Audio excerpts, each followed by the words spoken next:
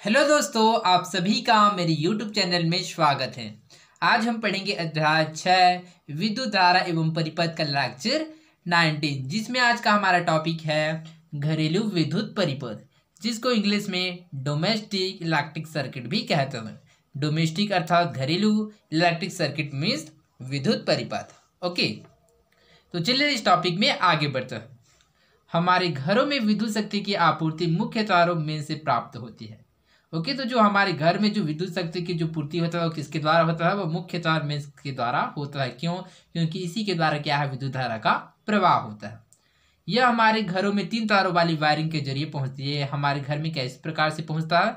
तो यह हमारे घरों में 3 तारों वाली वायरिंग के जरिए पहुंचता है। लाल रंग का तार विद्युतमय तार कहलाता है, नीले या काले रंग का तार उदासीन तार का होता है, और हरे रंग का तार भू संपर्क तार होता है। ओके, इसमें से जो 3 तार होता है, पहला लाल रंग का तार होता है जिसको विद्युतमय तार कहते हैं, और नीले या काले रंग का तार होता है उसको उदासीन तार कहते हैं, एवं हरे रंग का जो तार होता है उसको भू संपर्क तार कहते हैं। ओके, और इसमें याद रखिए कि जो विद्युतमय तार होता है, जो विद्युतमय तार से क्या होता है, धारा प्रवाहित होता है, और जो उदासीन तार होता है वह उदासीन तार जो धारा को वापस ले जाता है। ओके, हमारे देश में विद्युतमय तार एवं उदासीन तारों के बीच का विभवांतर 220 वोल्ट होता है। ओके, भू संपर्क तार मोटा तांबे का तार बना तार होता है, जिसे तांबे की एक पट्टी से जोड़कर भूमि में गाड़ दिया जाता है। इसे विद्युत मीटर से जोड़ने के बाद मेन स्विच से जोड़ा जाता है। ओके, तो जैसे कि हम लोग चित्र 10 घरेलू विद्युत परिपथ में देख सकते हैं कि यहाँ पर क्या है, भूतार को प्रदर्शित किया गया है, जिसको क्या है, विद्युत मीटर की सहायता से क्या है पर संयोजित किया गया। विद्युतमय तार और उदासीन तार, यहाँ पर विद्युत खंभे का फ्यूज है, विद्युत मीटर एवं मेन स्विच एवं प्रत्येक परिपथ के लिए फ्यूज बॉक्स, अर्थात इस प्रकार से क्या है, जो हमारे घरों में जो विद्युत का सप्लाई वह होता है। विद्युत खंभे से आते हुए विद्युतमय व उदासीन तार सबसे पहले एक स्थिर बक्से से जिसे विद्युत मीटर कहते हैं में जाते हैं। ओके, तो सबसे पहले जो इलेक्ट्रिसिटी होता है, जो विद्युत होता है, जो धारा होता है, वह विद्युतमय तार एवं उदासीन तार से होती हुई कहाँ आता है, विद्युत खंभे का फ्यूज से लेकर क्या विद्युत मीटर के पास आता है। पूरे परिपथ में अति भारण अथवा लघु पतन से लगने वाली आग से बचने के लिए इसे फ्यूज के साथ श्रेणी क्रम में जोड़ा जाता है। ओके, और इसको अति भारण अथवा लघु पतन से बचने वाली आग से बचने के लिए इसको क्या है, फ्यूज के साथ श्रेणी क्रम में संयोजित किया जाता है। ओके, तो अभी अति भारण एवं लघु पतन क्या होता है, तो चलिए इसके बारे में जानते हैं कि अति भारण एवं लघु पतन किसे कहते हैं। ओके, अति भारण जिसको इंग्लिश में हाई लोडिंग या ओवरलोड भी कहते हैं। क्या कहते हैं? अति भारण। अति भारण को क्या बोलते हैं इंग्लिश में? हाई लोडिंग, या फिर आप इसको ओवरलोड भी कह सकते हैं, ओवरलोड। ओके, तो जैसे कि इसके नाम से स्पष्ट है, हाई लोडिंग या ओवरलोड, इसका हिंदी नाम क्या है, अति भारण। तो इसको याद रखिएगा कि विद्युत परिपथ में अत्यधिक धारा प्रवाहित होना ही हाई लोडिंग या ओवरलोड कहलाता था, जिसको ही अति भारण कहता है। ओके, तो जब किसी विद्युत उपकरण द्वारा निर्धारित विद्युत धारा से ज्यादा विद्युत धारा मेन से ले जाते हैं तो यह अति भारण कहलाते हैं। अर्थात क्या है, विद्युत को क्या अधिक लेना, यही क्या कहलाता है, अति भारण कहलाता है। ओके, जैसे कि यहाँ पर कोई उपकरण लेते हैं, जैसे कि यहाँ पर कोई एक बल्ब है, मान लीजिए ये क्या है, एक बल्ब। तो मान लीजिए ये कितना, इसका कैपेसिटी कितना, 5 एम्पियर तक को क्या करता है, आई मीन इसमें जो धारा प्रवाहित होता है 5 एम्पियर तक को क्या करता है, वह ऑब्जर्व करता है। यदि ये ज़्यादा इसको एम्पियर को दे, 5 से यदि 6 एम्पियर 10 एम्पियर, तो इस प्रकार से लेगा तो ये इसका क्या हो जाएगा, वो हाई लोडिंग हो जाएगा। इस प्रकार से बताया गया है कि जब किसी विद्युत उपकरण द्वारा निर्धारित विद्युत धारा से ज़्यादा विद्युत धारा मेन से ले जाते हैं तो यह अति भारण कहलाता है।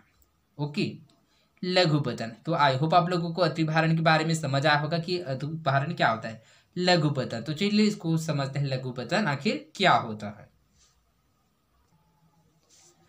लघु पतन में जो कहा है, परिपथ का जो क्या होता है वो लघु हो जाना, अर्थात कम हो जाना।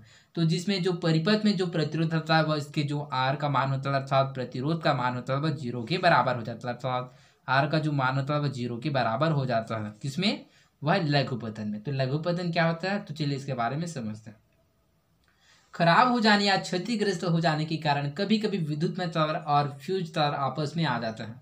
ऐसा होने पर परिपथ का प्रतिरोध लगभग शून्य हो जाता है। परिपथ का जो क्या होता है वह जो प्रतिरोध क्या है लगभग शून्य हो जाता है और इसकी फलस्वरूप अत्यधिक धारा प्रवाहित होने लगते हैं। इसे ही लघुपतन कहते हैं। ओके, तो इनसे बचने के लिए अर्थात अति भारण एवं लघुपतन से बचने के लिए क्या है, फ्यूज के साथ इसको क्या करता है, आग से बचने के लिए इसे फ्यूज के साथ श्रेणी क्रम में संयोजित किया जाता है। तो फ्यूज क्या होता है, तो फ्यूज क्या होता है, वह जो धारा जो इलेक्ट्रिसिटी अर्थात उपकरण को प्रोटेक्ट करने का काम करता है। फ्यूज परिपथ का एक संरचनात्मक या प्रोटेक्टिव अवयव है जो एक नियत मात्रा में अधिक धारा बहने पर परिपथ को तोड़ देता है। अर्थात एक निश्चित मात्रा से यदि इसमें से अधिक धारा बहेगा तो क्या करेगा, जो फ्यूज होता है वह उस धारा अर्थात परिपथ को तोड़ देता है। इस प्रकार से उसमें जो स्थित जो उपकरण है वह क्या हो जाता है, सुरक्षित हो जाता है। इस प्रकार से परिपथ में अति भारण अथवा लघुपतन से लगने वाली आग से बचने के लिए इसे फ्यूज के साथ श्रेणी क्रम में संयोजित या फिर जोड़ा जाता है। जब दुर्घटनावश विद्युत में तार और उदासीन तार संपर्क में आ जाते हैं तो परिपथ का प्रतिरोध शून्य हो जाता है और परिपथ में बहुत अधिक धारा बनने लगती है। घटना क्या कहलाता है, अर्थात यह प्रक्रिया क्या कहलाता है, तो वही लघुपतन कहलाता है। मान लीजिए ये क्या है,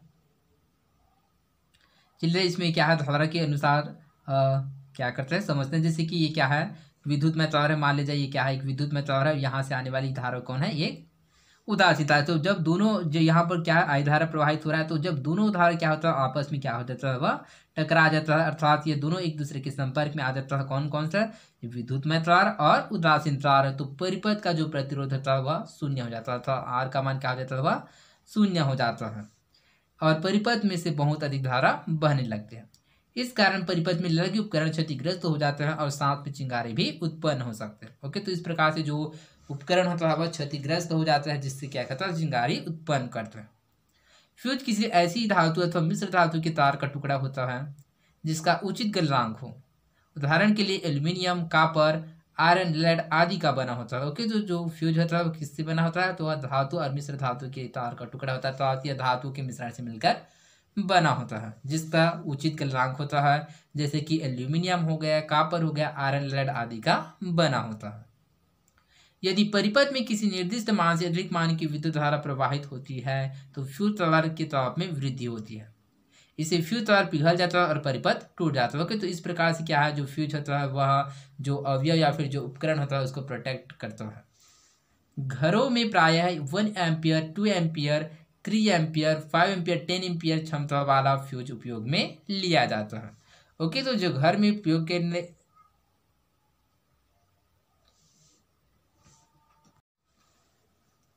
घरों में प्रायः 1 ampere, 2 ampere, 3 ampere, 5 ampere, 10 ampere क्षमता वाला फ्यूज उपयोग में लिया जाता है। बिजली उत्पादन स्रोत से विद्युत धारा प्रत्यावर्ती धारा के स्वरूप में उपलब्ध होती है। इस प्रकार की विद्युत धारा के प्रवाह की दिशा निरंतर बदलती रहती है। इसे एसी या अल्टरनेटिंग करंट कहते हैं। ओके, तो अल्टरनेटिंग करंट या प्रत्यावर्ती धारा किसे कहते हैं, तो ऐसी धारा जिसमें जो धारा का मान क्या होता है वह निरंतर बदलता रहता है, उसी को ही अल्टरनेटिंग करंट या प्रत्यावर्ती धारा कहते हैं। घरेलू उपयोग के लिए 5 एम्पियर और औद्योगिक उपयोग के लिए 15 एम्पियर की प्रत्यावर्ती धारा की आवश्यकता होती है जिसकी आवृत्ति 50 हर्ट्ज हो। सेल अथवा बैटरी से उत्पन्न होने वाली धारा का वह स्वरूप है जिसकी दिशा नियत रहती है। इसकी आवृत्ति 0 हर्ट्ज होती है। इसे निर्दिष्ट धारा या डीसी या डायरेक्ट करंट कहते हैं। तो डायरेक्ट करंट किसे कहते हैं, तो आप लोग डायरेक्ट करंट के बारे में याद रखिएगा कि इसका जो दिशा है वह क्या है, बदलता नहीं, अर्थात इसका दिशा क्या होता है, वह नियत रहता था, निश्चित होता है।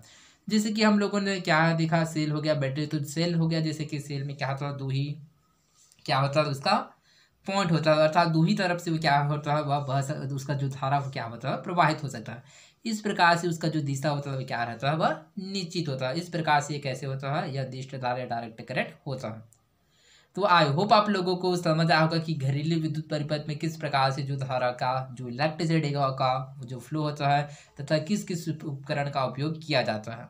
तो आई होप आप लोगों को समझ आया होगा। तो आज के लिए बस इतना ही, मिलते हैं अगले वीडियो में। धन्यवाद।